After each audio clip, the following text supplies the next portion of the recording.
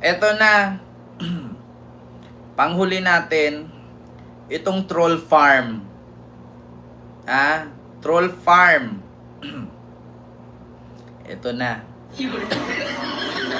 Ayon sa isang pag-aaral ng University of Oxford, Ito ha, ayon sa isang pag-aaral ng University of Oxford, meron po talagang troll farm si Duterte. Yung mga nakikita ninyo sa balita na kinokontent ng mga BBM vloggers at DDS vloggers na 50,000 per team, per group, hindi lang 50,000, 10 milyon ang ginastos. At sa huli ng bidyong ito, inaamin ni Digong. Ito ayon sa isang pag-aaral ng University of Oxford, mismong si Pangulong Duterte umano gumastos ng $200,000 o katumbas ng 10 million pesos para magbayad umano. Tandaan ninyo halos daw si Digong gumastos ng 10 million pesos para magawa ng troll farm. Bandang huli dito, aaminin ni Digong yan. Ng trolls. Nasa 400 hanggang 500 daw ang binayaran cyber troops. Noong 2016 daw unang kinuha ang keyboard trolls para magpakalat ng propaganda para kay Duterte. 2016, kumuha sila ng mga cyber troops or troll farm para magpakalat ng propaganda at para manalo si Duterte. Bandang huli, aaminin niya yan. Presidential candidate. Pero tuloy pa rin umano ang gawain ng mga ito kahit nakaupo na sa pwesto ang Pangulo. Which is totoo yan. Yung sinasabi nilang cyber troop, mga troll farm, totoo yan kahit presidente na si Digong. Bakit? Dati, nung binira ni Senador Laila de Lima si Digong, nung binira ni Senador Antonio Trillanes si Digong, anong panglaban ni Digong? Mga vloggers, mga troll farm. Bakit? Ang pinaglalaban ni Laila de Lima about sa West Philippine Sea at yung patayan. Pero anong sagot ng mga troll farm ni Digong? Pinapakalat. Junel, 6 video ni Laila de Lima pinakalat nila sa pamamagitan ni Sandra Cam. 'Di ba? Anong sabi ni Senador Antonio Trillanes noon? Si Digong, hinayaan niya na sakupin ng China ang West Philippine Sea. Anong sabi ng mga troll farm ni Digong? Ipakalat ninyo na si Trillanes ang nagbenta ng West Philippine Sea. Si Trillanes pumunta ng China at binenta ang West Philippine Sea. 'Di ba? Ganon ang ginawa nila. Binaliktad nila kasi sa dati pag kumalaban ka kay Duterte, mga vloggers ang puputakti sa'yo. Kaya wala kang kalaban-laban. Noong panahon ni Duterte na siya ang presidente, kapag kinalaban mo si Duterte, vloggers ang puputakti sa'yo. Totoo yan kasi isa ako sa vlogger supporter niya noon. Kapag kinalaban mo si Duterte, puputaktihin ka ng vloggers. At hindi ako tatanggi yan kasi isa ako sa nagsabi na lutang si Mama Leni. Milyon-milyon ang views ko noon sa TikTok na sinabi ko na si Mama Leni lutang. Nag-react pa nga ako nang sabi ni Mama Lini noon, merong karera ng kalabaw. Pero ang gamit nila bangka. Di ba? Merong nag-work from home na nag-work sa bahay. Di ba? Sumikat ako sa TikTok noon, milyon-milyon ang views ko, ang daming kakamping galit sa akin. Bakit? Isa ako. Sa supporter ni Digong at the time na kapag binira mo si Digong, babalik ta rin ang kwento. At isa ako sa nagpakalat na lutang si Mama Lini at lugaw sa pamamagitan ng sabi ni Digong. Di ba? Yun ang katotohanan. Sabi pa nga ni Sara, si VP Leni daw, fake vice president.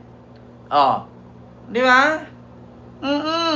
Totoo yan. Dito ang Pangulo pagkatapos ng kanyang State of the Nation address nitong Lunes. 10 million? 10 million Ang pesos, sir. gastos. Yes po. Po? Yes, sir. Ako? Yes po, sir. It mentioned, it included your party, sir. Yung study po. Sige po. Sa election siguro. Di ba? Sa eleksyon siguro gumastos siya ng 10 million. Di ba? Sabi ko sa inyo ang sabi, 2016 election, gumastos sila ng tinatawag na cyber troops para magawa ng propaganda at manalo si Duterte at siraan ang kalaban. So, ngayon inamin niya, sa eleksyon siguro, gumastos siya ng 10 million. Ito na.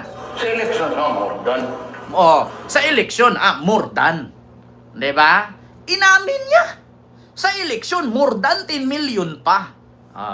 Sabi ko nga sa iyo in-interview, Oh, hindi nyo may tanggi to. Interview yan. Sir, yung study po. Study. Sino po? Sa election siguro. Oh. Sa election. Oh. Yes, sir. Ako? Yes po, sir. It mentioned Oh, ayan na, ayan. Oh. Tapos ng kanyang State of the Nation address nitong Lunes. Pakinggan nyo ha. 10 million? 10 million Ang pesos, sir. gastos. Yes po. Ako? Yes, sir. Ako? Yes po, sir. It mentioned, it included your party, sir. Yung study po. Study ng Oxford. Sino po? Sa election siguro. Oh. Sa election, more than. Oh. More than. You're allowed more than. Oh. Sa eleksyon, more than. Sabi niya. More than sa eleksyon.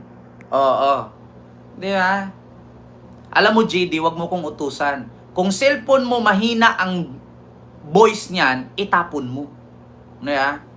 Kalakas-lakas ng boses ko. Putang ina, di mo pa narinig. Tapos sabihin mo, pakilakasan. Itapon mo yung cellphone mo na isa lang speaker. Bumili ka ng cellphone na 4 ang speaker. Di ba? Bakit hindi mo idugtong yan, connect mo yan sa speaker ninyo? Di ba? Ako pa mag-adjust, nakikinuod ka na nga lang dyan. Di ba? And they were all during the campaign, pero hindi ko naman kailangan. $200,000 o katumbas ng 10 million pesos ang ginastos di mano ng kampo ni Pangulong Duterte para magbayad ng online trolls na nag-umpisa raw nung kampanya. Ayon ito sa isang pag-aaral ng University of Oxford sa England, buwelta naman ng Pangulo, marami siyang online followers at hindi na niya kailangan pang magbayad sa kanila ngayong presidente na siya. May report si Sandra Aguinaldo. Tila bawat kibot ng maraming Pinoy ngayon naka-upload sa social media. Yeah. Mula selfie hanggang sa litrato ng mga pagkain at samot-saring artikulo nakapost sa kani-kanilang account. Sa lahat ng ito, madalas nakikipagsabayan ang itinuturing ngayong pambansang panggulo, ang social media trolls. Batay sa inihaing resolusyon sa Senado nitong Enero, ang mga troll ay internet users na kadalasang anonymous o tago ang pagkakakilanlan. Oh, di ba? Oh, ngayon sasabihin followers niya yon. Ibig sabihin ng trolls, anonymous, tago ang pagkakilanlan o walang mukha. Yun ang ibig sabihin ng trolls. Ngayon, bakit sabihin hindi ko kailangan ng trolls, marami akong fans? Ano ka? Famous? Ano ka? Artist? Famous ka kasi marami kang pinatay. Diba? Wala ang pinanggagalingan ng mga kontrobersyal na post para malihis ang dapat sanay makabuluhang usapan ng iba pang netizen, manipulahin ang opinyon ng mga internet users, o di kaya magpakalat ng propaganda. Diba? Oh, yun ibig sabihin ng trolls. Alam na nga natin na 30,000 ang pinatay, ipapakalat nila, kaya alaman po namatay yun kasi adik. Nakakasiguro po ba kayo na lahat na yun ay adik? Pag sure, oy. Yung bata na 10 years old, adik na agad. Maniwala pa ako na 10 years old, atakihin ng high blood.